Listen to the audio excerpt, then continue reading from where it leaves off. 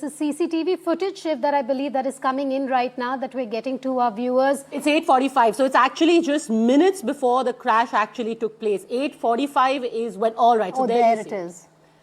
So 8:46 confirmed now, Shiv, that you had the exact moment of impact. 8:46, the CCTV close to that airstrip in Baramati. And this is the exact moment of impact where you see in just a while, behind that shed, looks like some kind of a roadside eatery, you will see a ball of flame go up. And that is the moment when the private plane crashed, carrying Ajit Pawar and four other people on board.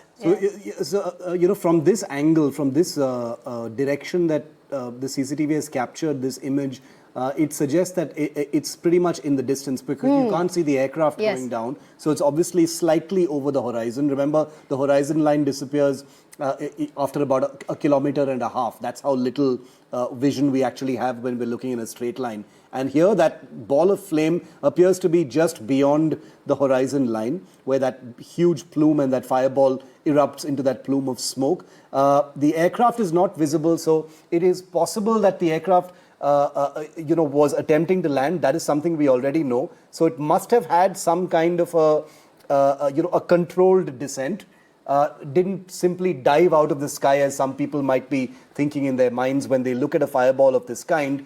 But remember that when an aircraft is approaching the ground, and again I want to issue that disclaimer that we don't know yet all the circumstances or the criteria under which this aircraft went down. But it seems that the aircraft was descending in a controlled manner, may have misjudged altitude.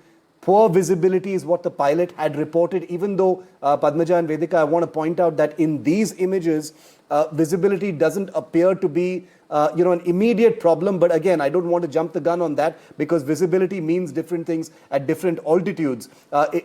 In just a few hundred feet of altitude, visibility can change very, very dramatically, especially in winter conditions. So this establishes, what was borne out by the earlier image we saw of the complete destruction and the debris field that we saw, that this was not a crash landing. This was not any kind of controlled landing. This was a catastrophic impact. And Shiv, we're being told that the Aircraft Accident Investigation Bureau, a team is on its way from Delhi to Pune, and they will get to Baramati in a while to inspect and start the investigation of what happened here.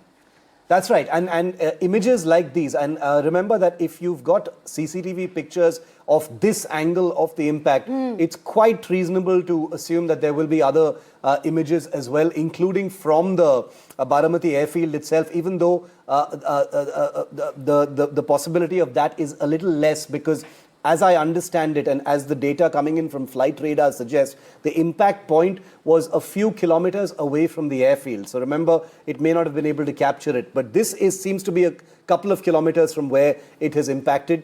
All such visual evidence becomes extremely crucial to the investigation. They've got material evidence in terms of the mangled debris on the ground. The flight data recorder would have been recovered already. The tail portion of the plane that you saw, which was largely intact, that in fact is where the black box of the aircraft is stored. That becomes front and center to the investigation. But apart from all of that, this information, the visual information, becomes crucial. Take your, I take your memory back to Flight AI 171.